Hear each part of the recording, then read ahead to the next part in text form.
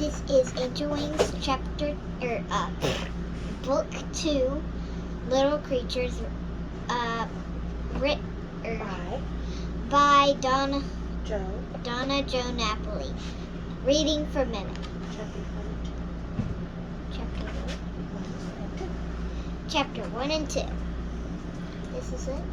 Well, that's the first page, but you can read that one. Wings. This is a part of the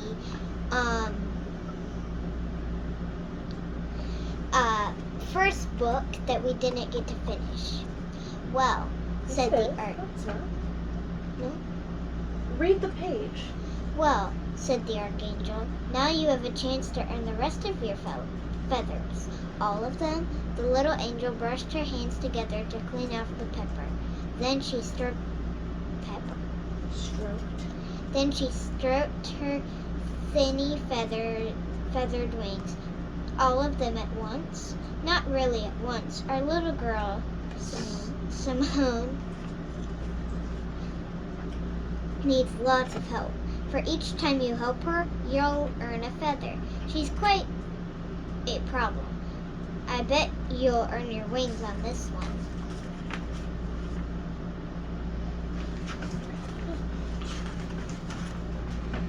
The little angel of freedom held a nectar-dipped fingertip out of the butterfly that clung to her shoulder. The butterfly slipped daintily. Is this the house? The little angel asked. I don't see anyone. Wait, said the Archangel of Freedom. He pointed. A girl came into the kitchen and tapped the glass jar on the table. The grasshopper inside the jar jumped. You still hungry? The girl ran out of the back door and ripped a handful of grass from the yard. Then she poked the blades one by one, through the holes in the jar lid. They fell soft on the grasshopper's head. The grasshopper needs to get out, said the Archangel of Freedom. The little angel frowned. The girl has made sure he can breathe. She is feeding him well. She looked at her at once, at her own pet butterfly, and nodded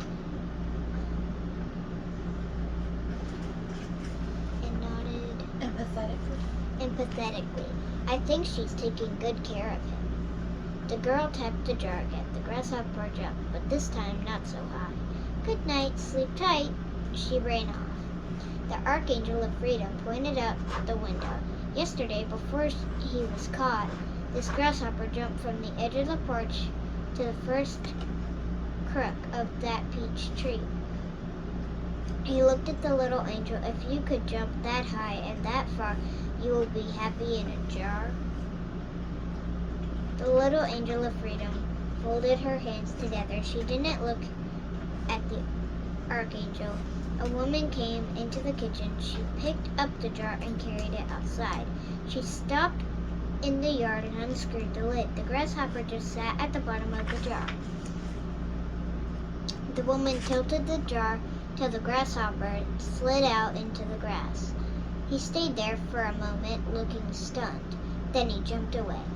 Whenever a girl catches something, the mother has to come down at night and set it free. Well, that's no problem at all, said the little angel. Sometimes the creatures get injured, bashing itself against the side of the jar. Then the Archangel of Freedom's voice was quiet and gentle. Sometimes it even dies before the mother can set it free. Oh, said the Angel of Freedom. Watch the grasshopper stop and chew on a leaf. Your wings are about halfway feathered. You've done a good job earning those feathers. The Archangel of Freedom smiled. I'm proud of all your deeds. It's been hard. Every feather is so hard to earn. The angel put her hand on her left pocket and wiggled her fingers in the soft pile off the ground. Wait, what? And wiggled her fingers in the soft pile of the ground, black pepper she kept there. Pepper was her secret tool. In her right pocket, she kept a small pool of flowers' nectar for her butterfly. She felt afflicted.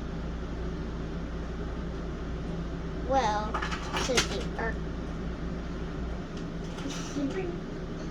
said the archangel. Now you have a chance to earn the rest of your feathers. All of them? The little angel burst her hands together to clean off the pet. Oh, now I see. Then she stroked her thinny feathered wings, all of them at once. Not really at once. Our little girl, Simone, needs a lot of help. For each time you help her, you'll earn a feather. She's quite a problem. I bet you'll earn your wings on this one. Her wings. When the little angel earns her last feather, she'll really earn her wings, because then she can fly like all the archangels. The little angel shivered at that thought. A bell rings when the angel earns her wings. What kind of bell would the angel of freedom hear? And that was chapter 1 of Angel Wings, book 2. Huh? And now we're gonna read chapter 2. Don't forget to say the name of the chapter. Chapter 2 is called The Ladybug. Where's my grasshopper? Simone kneeled on the bench and leaned over the kitchen table, propped on both elbows. Her new jeans were scratchy. Sit properly, your daddy, said Daddy. You're going to fall headfirst into your cereal bowl. Simone sat on her bottom. Where is he? Mama put the milk carton in front of Simone. I set him free. I knew I would. You knew I would. But he was mine. We've had this discussion before, Simone. I almost called him Simon again. He's better off in the yard. Eat your cereal. Simone poured a bowl of rice checks. I'm going to catch him again, and this time I'll build him a wonderful home in a shoebox. I'll fill it with real dirt and little plants, living plants, and he'll be as happy as if he were outside. I would play with him every day. You won't be able to see him. You won't be able to see him through a shoebox, said Daddy. I can poke holes on the side, viewing holes. No more talk about prisoner insects, said Mama. I don't know why you need them anyway. We have a cat. The cat only comes when you feed her. Besides, I like little creatures. They can sit in my hand, and they're sort of like teeny babies, but better, because they don't have to have their diapers changed, and everybody needs a baby.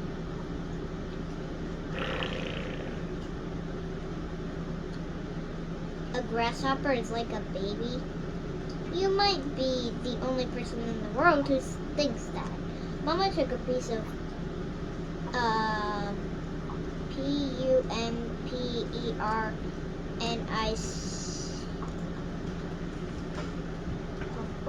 Pumpernickel. That's right, pumpernickel.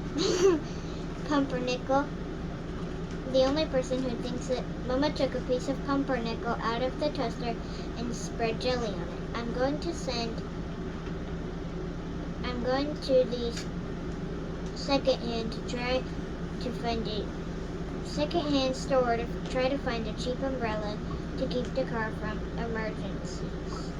Want to come? Hey, I could use some jeans. Jeans? I just got you a new pair. I hate them. They're so stiff. I can't move right in them. I like all jeans. What?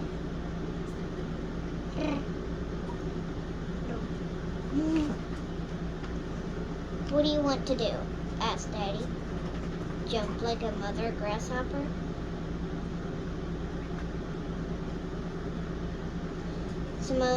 Simone laughed. She gobbled up the rest of her cereal and went outside to wait for the... I almost said to wait for the mama. To wait for Mama. A ladybug caught her eye. It crawled up a rosebush branch. Simone moved her hand over slowly, her hand ever so slowly toward the ladybug. Suddenly she sneezed. Mama came up behind her. Are you getting a cold? Simone shook her head. Do you smell pepper? What? Get in the car. And Simone, please. I saw that ladybug. I don't want you catching insects anymore. The second-hand store was only a 5-minute drive away. Mama headed straight for the umbrellas. Simone picked up one with penguins all over it. She waddled around, then spotted a funny-shaped teapot. Look, Mama, Aladdin's lamp. She rubbed it, but nothing came out. They went upstairs to the women's section. Mama tried on straw hats while Simone searched through the purses for forgotten treasures. She found a quarter, and the lady at the counter said she could keep it. Simone and Mama went downstairs all the way to the basement to the children's sections. Would you like an elephant? Mama held up the stuffed blue elephant. You could use rain boots. She held up rainbow striped boots.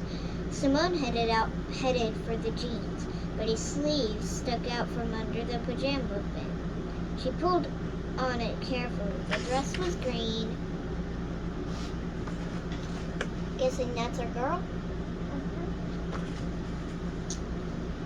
With 3 gold buttons near the neck and silver diamonds all over. The white satin collar is trimmed with the lace. The mineral was so soft.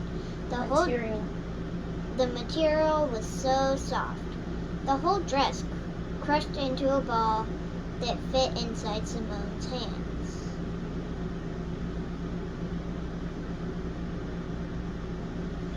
Without a word, Mama helped Simone put it on. Simone twirled out of the dressing room. She twirled past Mama paying for her dress. She twirled and twirled all the way out to the car. Looks like she really likes that dress. Page 11. Yes. That's the last chapter, right? It's the end of the chapter? This is the end of book 2, Angel Wings, Little Creatures by Donna Jo Napoli. Love you, Maymay. Hope that you noticed that I'm wearing my hat and my bell jacket. Love you. Mwah.